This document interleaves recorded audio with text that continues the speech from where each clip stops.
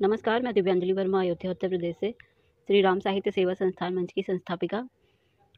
आज मैं बताने वाली थी बांग्लादेश में जो आरक्षण के नाम पर शुरू हुआ था आंदोलन, उस बारे में। असल में रोज़ ऐसे-ऐसे वीडियो और ऐसे-ऐसे अ, पोस्ट दिख जाते हैं सोशल मीडिया पे कि मन इतना ज़्यादा विचलित हो जाता है कि बिना बोले रहा ही नहीं जाता। मतलब कि ऐसी मानवता को लेकर और धर्म को लेकर ऐसा खेल खेला जा रहा है कि देखकर चुप ही नहीं रहा जा सकता है। रोज़ मैं अपने सोशल मीडिया पे ये सब पोस्ट करती रहती हूँ, मतलब इसके पक्ष में कि मानवता के पक्ष में पोस्ट करती रहती हूँ और जो गलत है उसके लिए भी पोस्ट करती हूँ। तो उसी बारे में मैं बताने वाली थी कि बांग्लादेश में आरक्षण के नाम पे जो आंदोलन शुरू हुआ था, वो कब हिंदू विरोधी आंदोलन में तब्दील हो गया, ये इसका तो कुछ पता ही नहीं चला। अ, और हर दिन सोशल मीडिया पर एक नया वीडियो दिख ही जाता है जिसमें वहाँ की स्थिति नज़र आती है और ऐसी-ऐसी फ़ोटो और वीडियो जिसे देखकर मन विचलित होने लगता है। मतलब आत्मा तक को झंझोर के रख दे, ऐसा मंज़र है वहाँ पे। और ये सब केवल हिंदुओं के साथ है। मतलब मैं किसी धर्म या जाति को लेकर नहीं बोल रही, किसी संप्रदाय को, लेकिन हिंदुओं के साथ है और मानवता की दृष्टि से भी ये सब ठीक नहीं है, गलत है। और अ, ये थोड़ा-सा ऐसी बात है कि हम लोग भारत में रहते हैं और हमें पता है कि हमारे भारत में जाति को लेके बहुत लोग बोलते हैं, अपनी जात को ज़्यादा ही ऊपर रखते हैं, उसे अच्छा बताते हैं। तो जाति के नाम पे रोज़ जो लोग मीटिंग करते हैं और अपनी जाति को सर्वश्रेष्ठ और ऊँचा बताते हैं, तो ऐसे लोग ऐसे लोग इन मामलों में एकदम अपना मुँह बंद करके रखे हैं, जबकि उन्हें बहुत कुछ बोलना चाहिए। वो चाहें तो अपनी जाति के संगठन के द्वारा ही बहुत कुछ कर सकते हैं और चुप इसलिए हैं कि कहीं अगर वो बोलेंगे तो अगला नंबर उनका ना हो। पर यहाँ पे अब डरने की ज़रूरत नहीं है, बोलने की ज़रूरत है कुछ।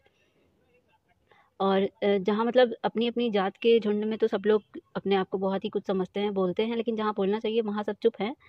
और मुझे तो मतलब ऐसे लोग जो होते हैं, ऐसे लोग से यही कहा जा सकता है कि जैसे उनका ज़मीर मर गया हो या उनकी आत्मा मर गई हो। मतलब इतना कुछ देखकर जो मानवता की दृष्टि से बिल्कुल भी सही नहीं है, इतना कुछ देखकर भी अगर किसी को बांग्लादेशी हिंदुओं के प्रति सहानुभूति नहीं है और उनके पक्ष में बोलने की हिम्मत नहीं है, तो फिर ऐसे लोग केवल ज़िंदा लाश ही हैं। जैसा कि हम लोग हमेशा कहते हैं ना कि आजकल मनुष्य की आत्मा मर गई है और वो केवल ज़िंदा लाश की तरह घूम रहा है, कुछ इसी तरह के लोग हैं। अ, मतलब इतने दिल दहला देने वाले दृश्य हैं वहाँ के, इतना अजीब-अजीब मंज़र है वहाँ का कि हम लोग तो सिर्फ़ देख ही रहे हैं और बोल ही सकते हैं, पर जिस पे बीत रही होगी वो बेचारे, उसके साथ क्या, उन्हें तो सदमा लग गया होगा, कितना ज़्यादा उन्हें अजीब लग रहा होगा, कितना दुःख की घड़ी में है, कितने ज़्यादा ही वो मायूस और कहते हैं ना कि जिसे असहाय जो होते हैं, जो अपनी मदद नहीं कर सकते और फिर क्या करे वो। कल मैंने बहुत सारे वीडियो और फ़ोटो देखे थे सोशल मीडिया पे।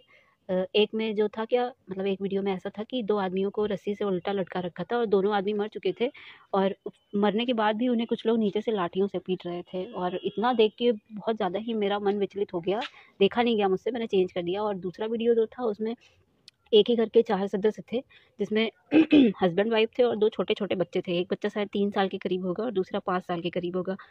तो उन बच्चों को भी मतलब मार के और फांसी पे लटका दिया गया था, बहुत छोटे-छोटे बच्चे थे। और जो महिला थी उसे भी मार दिया गया था और जो पति था उसका, उसे भी मार के फांसी पे लटका दिया गया था। देखकर ही इतना अजीब लगा। मतलब उन छोटे बच्चों ने क्या किया होगा? क्या ही कर सकते हैं इतने छोटे बच्चे? ना ही आरक्षण के नाम पे वो किसी की सीट खा सकते हैं, ना ही किसी को और किसी तरह का नुकसान कर सकते हैं, फिर भी। और एक और वीडियो था, उसमें एक महिला को बहुत सारे पुरुष लेकर जा रहे थे उठा के और वो महिला मदद के लिए चिल्ला रही थी, लेकिन जितने भी थे सारे पुरुष थे, कोई भी मदद करने को उनके तैयार नहीं था, राज़ी नहीं था। तो इस तरह वो अपने आप को बेसहाय, बेसहारा समझ के, और कितना गंदा ही फ़ील हो रहा होगा उसे। और मतलब ऐसे-ऐसे दृश्य दिख रहे हैं उसपे। और एक तो पोस्ट मैंने भी शेयर की थी, उसमें क्या था, एक छोटी-सी बच्ची थी, वो धूल से सनी हुई अकेली बैठी हुई थी, मायूसी सब देख रही थी और उसके चारों तरफ ही वही आतंक था। आप लोग ने भी देखा होगा सोशल मीडिया पे। तो उस पर मैंने लिखा भी था कि इस बच्ची का क्या कसूर है जो इसे सज़ा मिल रही है? क्या इसने भी किसी की सीट खा रखी है आरक्षण के नाम पे? तो इस पर जो है बहुत सारे लोगों ने रिएक्ट भी किया था और एक लोगों ने कमेंट करके पूछा था कि कौन है ये बच्ची, क्या हुआ है इसके साथ? तो फिर मेरे दिमाग में यही आया कि वो जो बच्ची थी वो लगभग 2 साल की उम्र की होगी। तो मेरे दिमाग में यही आया कि वो बच्ची कौन थी, किसकी थी? इससे ज़्यादा ज़रूरी तो ये जानना है कि वो जो बच्ची है वो इस अवस्था में क्यों है और इस अवस्था में कैसे आई? मतलब कि इंसान जो होता है वो सामाजिक प्राणी होता है। समाज में रह रहे हर इंसान को एक-दूसरे का संरक्षण करना चाहिए। तो कौन किसका बच्चा है, किसका नहीं है, इससे ज़्यादा ज़रूरी तो बच्चों को संरक्षण देना है कि उनको उचित विकास की अवस्था में, मतलब उचित विकास के लिए मिल सके सारा पर्यावरण, वातावरण, और उसको संरक्षित रखा जा सके जिससे कि वो अपना अच्छे से विकास कर सके।